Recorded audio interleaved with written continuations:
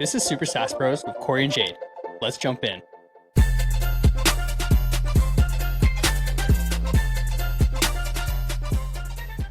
What's up, guys? Welcome back to another episode of the Super SaaS Bros.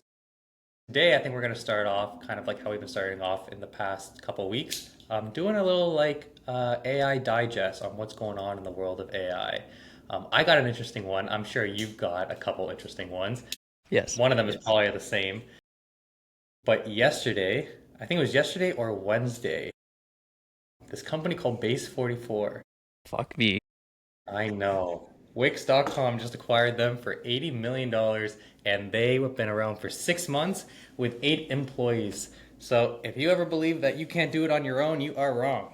80 million bucks is what these guys got acquired for. And they're sick, man. Like, I was looking through their site, and I mean, they're basically like a Lovable and all these other guys. But I was playing with them, and it's like pretty good, very lightweight. You can kind of just go in there and just like update things with a quick prompt, and it's like super quick. Yeah, good for them. I kind of wish that's how we built Ship Angular in the beginning, because I feel like that would have been like a huge, who knows, maybe the 80 million could have been ours. But yeah, that was I think the takeaway from that is amazing things can be built in a short period of time if you have product market fit. And I think these guys did. They got, I think it was 25,000 customers in their first month.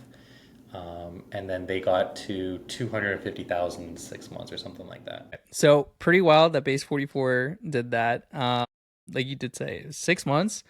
By the end of it, they had 250,000 users, I think, which is pretty cool. But they, like, the timing was great on it, right? Because like that's when like vibe coding was like popping, and it still is, right? So it was the great timing for it to start it up and to sell. Now, what I don't know is actually like how they got their users. Like, I'm really curious on like the user acquisition, right? Like, what was their strategy? Was it just very organic? Did they do a bunch of paid ads? Did they do outreach? Did they have a partnership? Like, I'm so curious what it is. So I actually sent the founder a DM on Twitter to see if he'll get back to me, because I'm curious on how he did it, essentially. Yeah, hell yeah. Because I think that would be pretty cool. And even if it would actually be awesome to get him on the pod. Yeah. So to talk about this, because he has a lot of money now, so like he probably has some time to talk. But it's so true. Like, your takeaway of like, hey, you can build something really amazing in like a short period of time if you have product market fit, right? Yeah, it's absolutely insane how fast. And for those that you don't know, he didn't raise any money. Like, this wasn't like he raised money and he sold out. Like, zero money. It was him and those 8 employees, and they had full ownership. Like, this was purely organic. So that's what makes this like just astronomically crazy. And I think Wix also said they got to stay on for a year to get an extra 25 million. Which is like, sure. It's just like, sure. But I think, I think it's a year. I'm not confident on what the time period is, but that's usually how these things are until they can fully adopt it into their system and just work with their team. But yeah, I think that's just, wow, it's incredible. Good for them. Yeah, absolutely. That was like number one on my list of things to talk about today. So Cool. I'm glad you brought it up. Yeah. What's next? Okay, we got a couple things here. Let me see where I want to go with this. Okay, this one's really interesting because I don't think it's something that we are accustomed to. Okay. So, live commerce. Have you ever participated in any live commerce? So joining like a TikTok shop live and like purchasing something live, like a live stream. These people are showing products and they're like, if you want this, like purchase it now, or it's on sale now, right now. And people buy it like on the live stream, right? It's like the shopping channel, but like on TikTok or any other platform like that. You've never done anything like that? Well, TikTok Shop doesn't exist in Canada, I don't think. So I can't. Does it? I've never tried. I don't know if you're. I don't know. Yeah, TikTok Shop doesn't exist here, so. Okay, so I've never tried this as well either. Like any type of live e-commerce shopping, but super popular in a lot of like Asian countries. Very popular. So I saw this article that came up, and this very popular live e-commerce brand or guy who like runs these live things where he'll run a live broadcast for like an hour and sell millions of dollars of products, and it's insane. So what he did was he made an AI avatar of himself, and Mm. an additional partner inside this broadcast. Mm. And he ran this broadcast, I believe, for an hour as well too. And it beat his sales in the first 26 minutes, generated over $7 million in an hour. And it was a Okay. pure AI avatar that just ran the whole broadcast, described all the products, created the product descriptions. It did literally everything. And Okay. so what I was reading was, where is it now? Yeah, where is it here? So now there is over 100,000 digital humans reportedly working in China's nearly $1 trillion live commerce sector, slashing costs by 80% and transactions increasing by 60%. That's bonkers. Yeah. Okay. So Trillion these dollar guys market. just they go on TikTok Shop or whatever it is, the Yeah. WeChat or whatever it is, and they Yeah. go and they just start selling, and people tune in and they buy right there and then. Yeah. Yeah. I've never done it. I don't know. I don't know if I would, but like it's very, very, very popular. Yeah. Yeah. Oh, I can imagine. I mean, it's just the generation, like the new generation of the shopping channel, Yeah. QVC, all that stuff. Yeah. But I honestly don't even know anyone within my life that has tried like anything like this before. Yeah.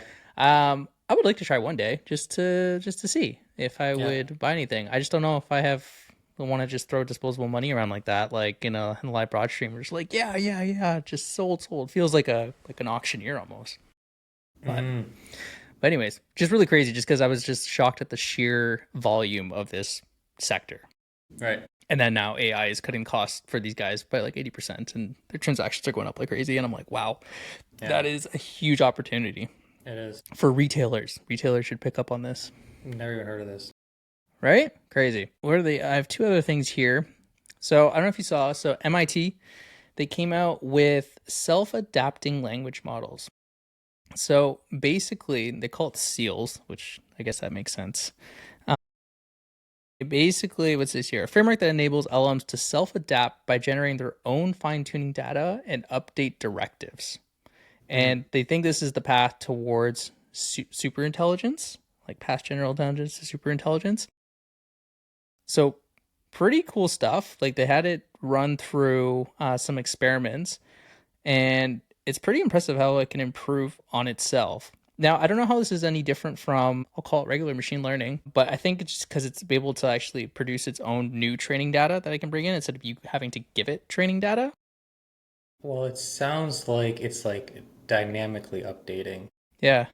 Like if you like an example I can think of right now is if you're calling into like a law firm, looking to, I don't know, sue someone because they harassed you or did something that is a very sensitive topic, right? You would and the AI is what answers, and they answer initially by saying, "Hey, thank you for calling X, Y, and Z law firm. This is Bella speaking. How may I help you?" And then they answer, and then their tone changes immediately, where it's like, "I'm so sorry to hear that," and they start getting a little sensitive, and they start to like self-adapt to like the tonality that the user needs to be spoken in. Hmm. That's my Yeah. thinking. Yeah. That's exactly it. It's like it's dynamically changing itself, but to be better. But I'm always curious of like what is better to it, right? I'd love to understand like, it's updating its own directives. It's trying to become better, but I'm like are we defining what better is for it? Like are they giving it like benchmarks being like this is where you're currently at, this is how you are, like this is how you're scored, and you just need to always become better than this. Yeah, yeah. Well, how do we do it? Like as humans, if you were to take that example, Yeah. and I responded in like an excited tone, like, "Oh, you got harassed." How, like they're Yeah. probably going to give me some sort of feedback, and Right. then I'm going to learn from that feedback. But yeah, I guess maybe it's an emotional thing to humans where we understand empathy, right? And it doesn't yet, and maybe that's how it self adapts. I don't Maybe. know. That's super cool. Yeah, I gotta look into it a bit more, but cool stuff coming out of MIT there. And then the last one, I always feel like OpenAI always has something. So this is Yeah. OpenAI. I don't know if you saw, but they signed a huge government contract, like $200 million with like the Pentagon. Okay. And at the same time, they released like this. It's on their blog. It's not really a blog. It's like because I know they're a research company, so they produce these papers. It's essentially one of their papers, but all about like biological warfare and how AI models are going to play a part in biological warfare and basically like be able to produce some really, really risky results because they're basically talking about like the next. So O3 is like the best model out right Deep now, research at least model. for them, Yeah. right? So they're obviously producing like the next, best model. And they're trying to now partner with like government agencies, defense agencies, like all these people and trying to understand like how much safety precautions they need to put into these models because Mm-hmm. they're going to be capable of some like really, really dangerous stuff. Mm-hmm. Now, I would argue that you probably already can get some dangerous stuff. Like we talked about this before, where there's workarounds. Like if you ask it to build a bomb, it's not going to tell you. But if you ask it to build like the components of a bomb, it will tell you how to do it. Like you know what I mean? So Mm-hmm. there's workarounds for like crazy stuff like that. But I'll send you the link afterwards. But it's an interesting read about biological warfare because we use it in all like we use AI in like I would say like positive ways and ways that like make life better. But there are people that want to use it in ways that don't make life better. Yeah, totally. Yeah. So yeah, super super interesting. But like again, not just like warfare, but this is like biological warfare, right? Like, um, yeah, like viruses and stuff. Essentially, is what it's Yeah, talking about, right? Crazy. totally. Very crazy. Yeah. Cool. So yeah, so I think those are like the kind of the main updates from this past week. But yeah, I think the you know Base 44 was definitely the highlights Of the week. of the Yeah. week. Yeah. Yeah, that's But crazy. tell me, dude, how is the week going for you? Any new learnings? Anything exciting? What's going on? Yeah, what's new in my life? Yeah, well, the first part of this week was kind of reaching out to more of those pizza shops, and like Right. partnerships. Yes. So actually, and I haven't even told you this, but Slice.com, who I've reached out to, they got back to me. So yeah, so the partnerships department got back to me. So they're going to, well, we're going to set up a call next week and hopefully get a demo for them and just show them how this voice AI works. Because that would be huge because they are huge in the pizza shop industry. Yeah, Cool. so that was like the first part of my week, other than building out some more like litigation finance stuff and law firm apps. In terms of new learnings, hasn't really been much. This week has kind of just been like tech debt type of week, making sure that things are kind of getting cleaned up. We onboarded a new developer and she's been great and been kind of getting her up to speed on everything. So that's been a lot of fun. And so I think, yeah, that kind of sums up the week for me. What's Cool. kind of going on? What's going on in your life? So I mean, you just said that we, just brought on recently a new developer. We're, also hiring right now for someone to join like our RevOps team. Hmm.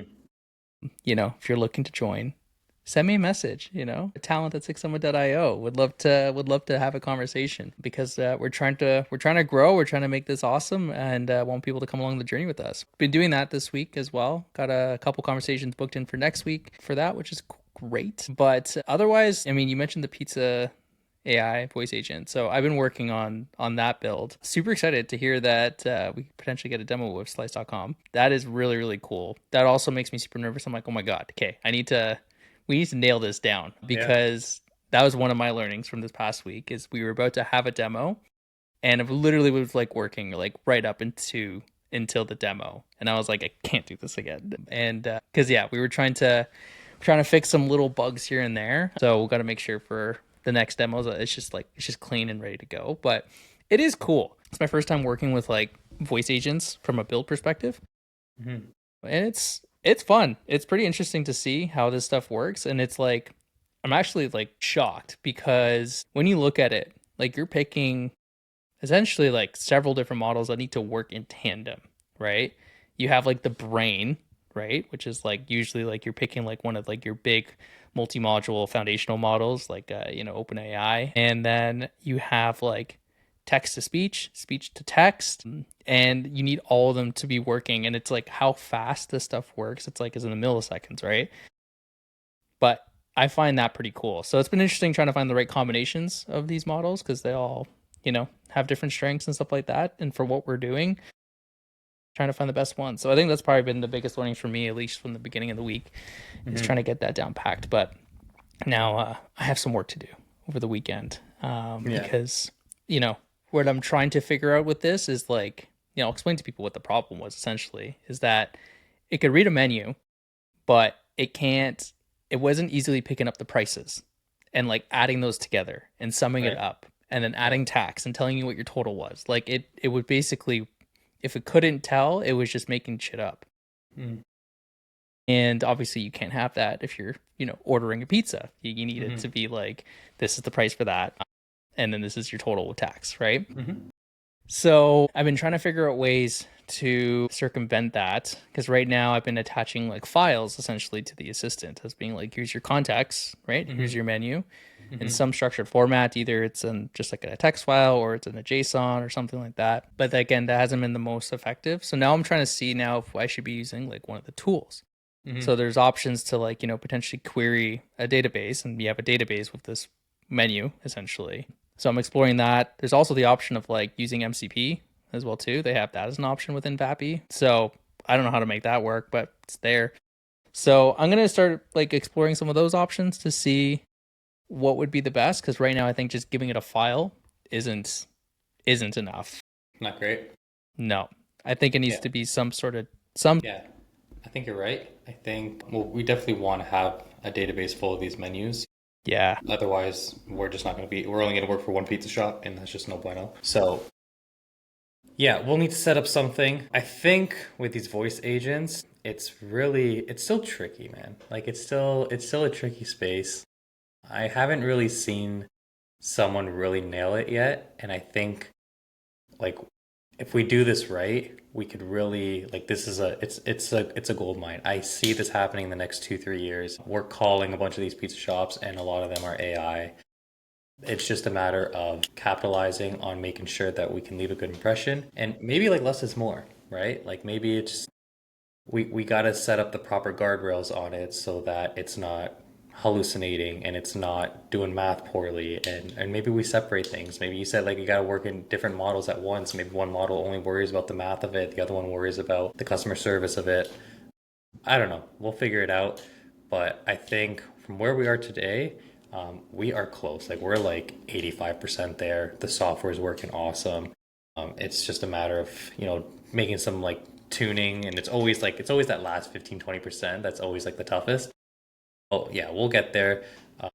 Market validation is there. It's not like fully there, but I think like some people are interested. Some people are just like still worried on adopting AI into their shops. But yeah, even yesterday, I didn't even tell you, I went into this comic book store, and I was talking to the guys, and I was just like, what do you guys use in terms of AI in your shop? Like, do you guys do anything with AI? I know you guys probably love it because you're probably super nerdy like me. And they're like, yeah, I know. They said we don't, but what I would love to do is have AI basically manage my Shopify store, which we've talked about Shopify with the Adam project and things like that. yeah, And then they're like, I can't remember how this came up, but they're like, we also used to own a pizza shop. And I was like, oh, no way. no And way. he's like, yeah. And I said, have you guys ever thought or explored of having like a voice AI basically do all your phone orders, get your employees off the phone and get them to just make pizzas, reduce drop calls, not on hold, all of that.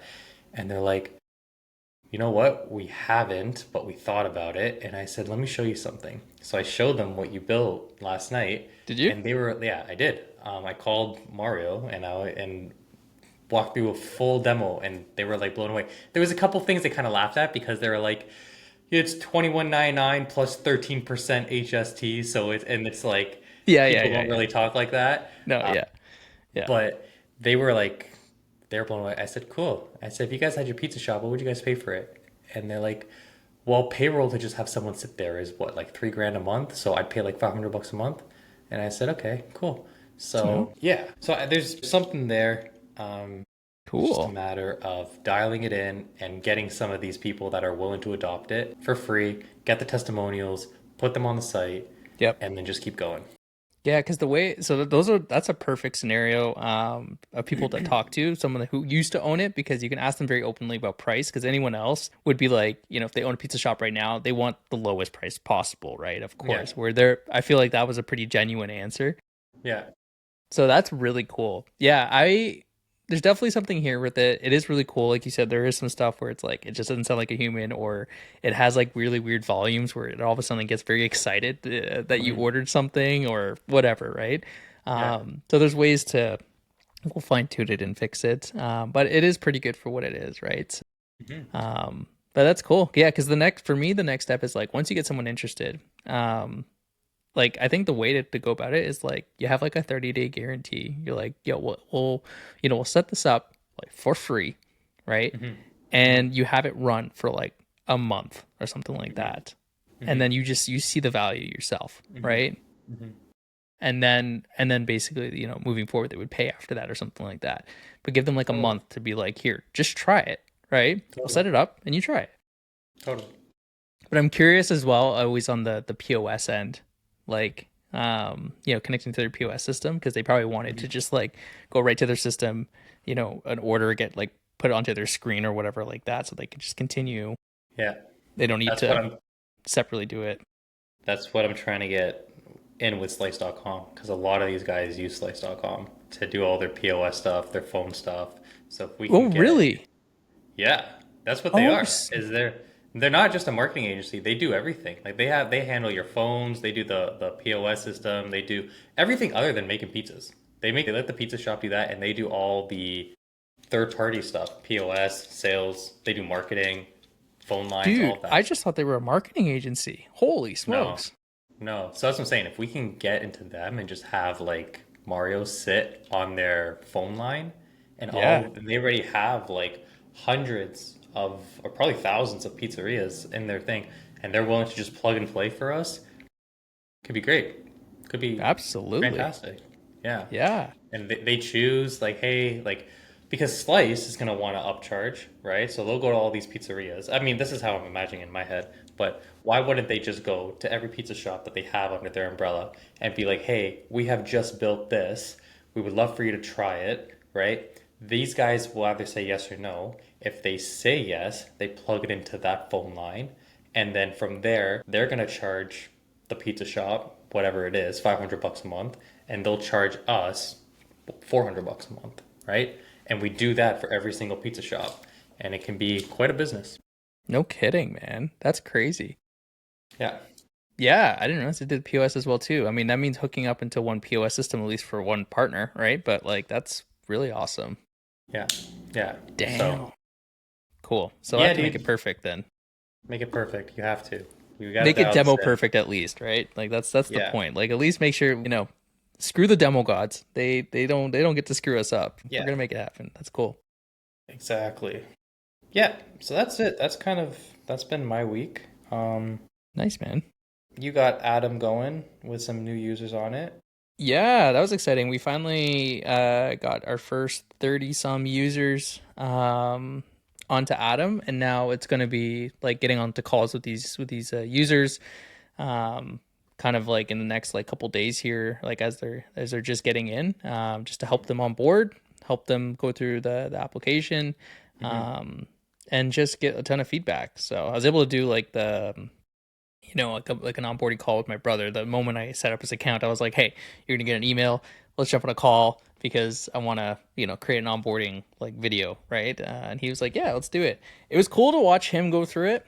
Watching someone who never seen the application before, and how they use it, how they prompt it, because like I think I've mentioned it before, but whenever we've built something, we know how to interact with it, and so we avoid things probably to like intentionally break it, whereas they Hmm. would do it unintentionally, which is Hmm. actually fantastic because you need to see that stuff too, right? So, Absolutely.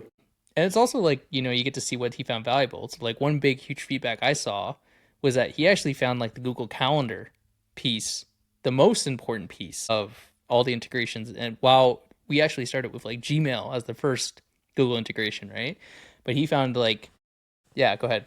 No, I was to say, and it was actually the AI that asked him it couldn't do something because the calendar wasn't integrated, right? Yes. That's how the Yeah. calendar got integrated. So Correct. it's kind of like it almost guided him onto because if the Gmail integration did not or the LLM didn't tell him to connect his calendar, he probably would have connected his calendar, and then it might not have even provided value to him. But it was funny because the LLM is what told him to do that, and then yeah, he just wanted to update an event or something, and I think we just never had that capability, but we can go ahead and build that. Yeah. Absolutely. Or even just like adding like a Google Beats, link to the event or something like that. But yeah, super cool. And what he said was that because it is a low risk action, that's why he actually found a ton of value in it. Whereas like sending an email is to him was a more high risk action, right? Because if he makes a mistake, it's harder to like, you know, like take an email back. Usually you can, unless it's like almost immediately. Totally. Whereas like he's like an event calendar invite, he's like, people screw that up all the time, right? Like you just like, oh, whoops, sorry, wrong time. Let me fix that, no problem, right? So low risk is he found super valuable. So it'll be interesting. I'm gonna connect with him again, maybe in like a week or so, to see he didn't try the Google Drive integration in that. So Mm-hmm. I'd be interested to see if he finds value in that at And that, all, yeah. and just let him play around with it a bit more. But yeah, it was great to get the 30 people on. We're gonna get some more people onto that beta list and keep adding them and growing and getting on calls and getting our students working on that. And yeah, just get good ton of feedback on it. I think it'll be great. So Yes, sir. yeah, Cool, man. guys. I think this was good. Yeah, kind of covered everything throughout the week. Anything else you want to talk about? No, man, I'm good. I think we're good. Good. We'll have a lot to talk about next week though, because next week is Toronto Tech Week. You're Yeah. coming into the city as well too. Yeah, we could do it in person on the podcast. Yeah, we can do an in-person podcast. Yeah. So I'm sure we'll have lots of learnings by the end of the week of things to talk about. So I think it'll be next week will be a good pod. Yeah, totally.